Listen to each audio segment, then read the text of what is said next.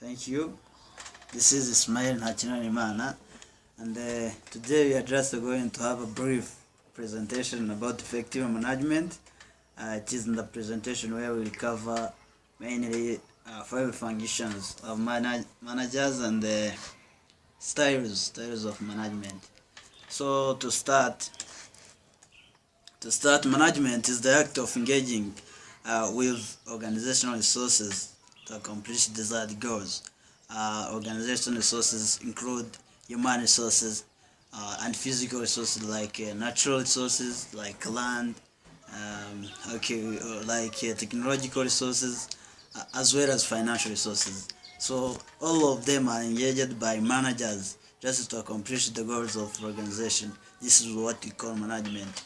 There are 3 main styles of management, which are delegating, and discussing.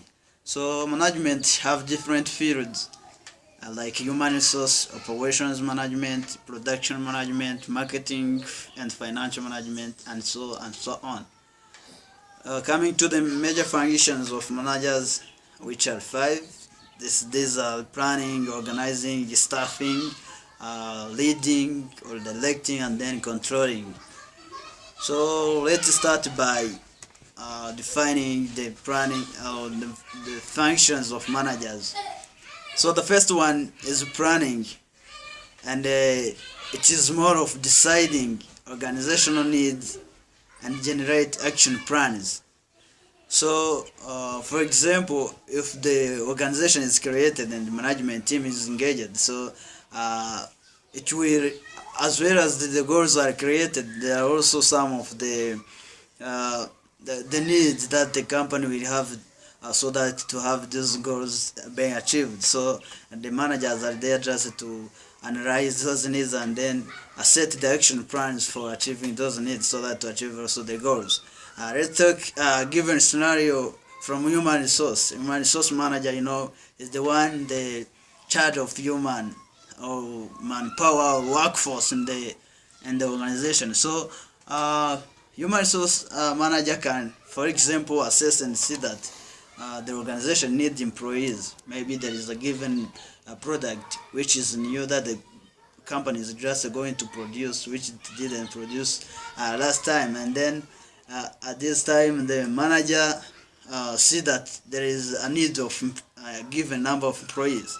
So having this, the role of the first role of this manager is just to assess and see that there is a need of a given number of employees. That's the first part of his role, and then we have to set the action plans or the time period or the steps that is going to follow just to recruit these employees. So this is all about the planning role. So we set also the plan or the steps that is going to follow to recruit those employees. This is a given scenario that which explains how planning function can be played by managers. So let's go to the second one, which is organizing, and it goes with making optimum use of resources to successfully carry out the plans. So there are some of the plans that the managers have set. Full planning function, there are different steps that were planned. So in organizing function, the managers are now making their best, trying their best to use those resources so that to successfully carry out the plans that were made. Let's take an example of production manager. Production manager, they have said or they have planned what they are going to produce. They have said that we are just going to produce this amount of product using these raw materials and this time using these resources. So in this organizing function or implementation in general, the manager is there just to organize, to coordinate the employees. The employees, they are just with different roles, they are just there with different backgrounds, but the manager is there to organize them and to link them so that they can work accordingly to achieve these goals. So the third role of manager is staffing. and it is a critical organizational function which consists of the process of acquiring, deploying, and retaining workforce of sufficient quantity and quality. Yeah, with the positive impact on the organization, of course.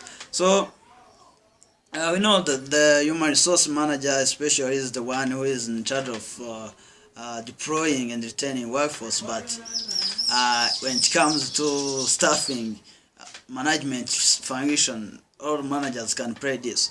Even other managers are specialists in their field. Let's take a quick example of marketing manager. In his department, he knows the skills, he knows the roles of the employees that are working there. So if they are going to recruit a given employee who is going just to act some of the marketing duties, this marketing manager can also be part of this, maybe through job description, job analysis, a recruitment process. He can also intervene in interview so that to know that this employee is just as skilled as possible to achieve or to accomplish his duties as well. The fourth one, it's reading or directing. It's to determine what to be done and who to do it. The managers have this role. Beside the other three roles that we've said, there is also this role of leading. As the employees are engaged, as the employees are there, so the manager is also have to be aware of knowing which to be done and who to do it. It's more of providing the direction so that to better understand the work accordingly. Like if the managers or if the employees are there and they're just working on different things, so they're having the duties and some of the things that are not understandable. The managers are there to provide them the direction, the clear direction for them to better understand the direction and work accordingly. Giving an example of a financial manager, for example, in his department he has maybe 3 or 4 or many employees, and then he can assign some of the tasks. He is the one to know that depending on the skills or the successfulness of each and every employee, he is the one to know that this employee is the one who will be recording maybe some of the information in the computer or laptop. This one will be helping us to manage or to record some of the things on hard copies. This one will be consolidating this and this. So all of those things will be in the role of the manager, just to know them. So finally, or the last function of manager is just to control. It's to check the outcomes against the forecasted plans, and make some of the adjustment.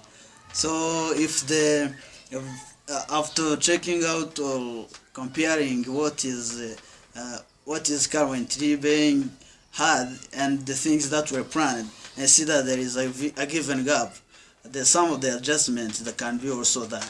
So for example, production management can forecast the amount of product that they will have produced at a given time, and then they said the resources they will have used. So at a given time, like maybe week, at the end of a week or a month, they can do this checkout, or the manager can control and see whether they have produced that amount. If they were not able to produce them, they are going to see the problem, and then we'll say what can we do, what and what. Those things can be done by managers. You can also participate in controlling the employees or supervise them in general. So let's go to the styles. The styles are some of the management styles that also need to be recorded. There are mainly 3 management styles, and the first one is directing. It is more of giving and throwing direction styles. It's more of learning from directions. So it has some of the strengths and the weaknesses. But before the communication in this style, it's more of one communication where the manager is able just to talk to the employees. Employees cannot have the time just to provide the feedback except if we ask whether they have understood or not. So talking about the strengths of this management style, there is this one of time management. So this one is more of giving direction, saying that this task will be done by this one, at this time it will be the due time, then that's all. So it does not take too much time because there is no discussion that takes place between the manager and employees. The employees will say that we've understood, and that's all. So another strength, it also helps to program themselves. I mean, the employees can program themselves as they know what everyone is going to do and in which time he is going to accomplish it. You can program him or herself. Talking about the weaknesses, there is no provision of feedback. Some of the direction that can be given can have to be talked about, or can need some of the feedback, but there is no provision of feedback in this style. There is also low improvement. I mean, the employees cannot be able to learn something because they don't get time to discuss or to talk to their managers, while the managers are there just to supervise and sometimes to coach. So, like a scenario, which can help to better understand this. For example, let's talk about the production team, which has a habit of getting the election each morning. The manager can come in the meeting having planned what to be done, that then who will perform such and every task, when to accomplish it, like at due time, and then how to do it. So the manager will come and then tell the employees that you are going to do this one is going to do this, and they are done. That's how a given scenario in which the electing can be actually done.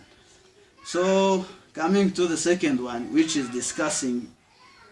Discussing involves, it's more of promoting learning through interaction between manager and employees, as well as between employees. Yeah, the employees also can discuss between themselves. So it's talking about the communication in this style. The communication is two-way or multi-way, because the managers can talk to his employees and employees can talk to the manager. Employees also can talk between themselves. Talking about the strength of this style, there is increase of relationship. As they are able to talk or to provide their views on something that is maybe suggested, so the relationship increases, and the positive impact will happen to the company or organization in general. So there is always the positive change, because if the people are the relationship have increased, they will be the openness can also happen, which will create a very good impact on the organization. Another strength, it's more learning and improvement that will increase as fast as possible. As the manager and the employees are able to talk, are able to work one another to provide feedback, so they are just increasing the learning and improvement can also occur. About weakness, there is this time consuming.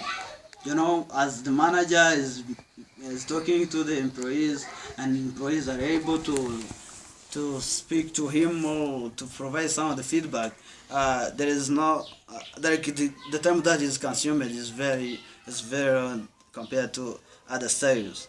There is also tough decision making, like when the decision to be made, every employee will need his view or her view to be considered, which is something that will take that will fasten the decision to be taken. So as a scenario, let's take an example of a company that have met maybe a problem. Maybe it has a lot of loss in this quarter, and then it will set a time just to meet as well of the people in the organization, employees and managers, so that to discuss about this problem. And then this time it will be a time which is open for everyone to give his or her view on how the problem have risen and what can be done. So you see, in this scenario, there will be a kind of discussion. The people will have to discuss, of course, so that to be able to diagnose it very clearly. Okay, now let's talk about delegating. Delegating is the third style, which is the last one, and it is more of handing some of the responsibilities to the one of employees and you so that they can help or they can accomplish them. So the communication here also will be somehow two ways, because employee will have to understand fully what is just going to do, so that to clearly help. So if you assign him a task or give him something to do, he will need to know what to be done and how to do it, because especially delegating happens in the task that the employee is not familiar with. So he will need to ask some of the questions, some of clarifying question or follow-up. About the strengths for this style, there is increase of expertise and confidence.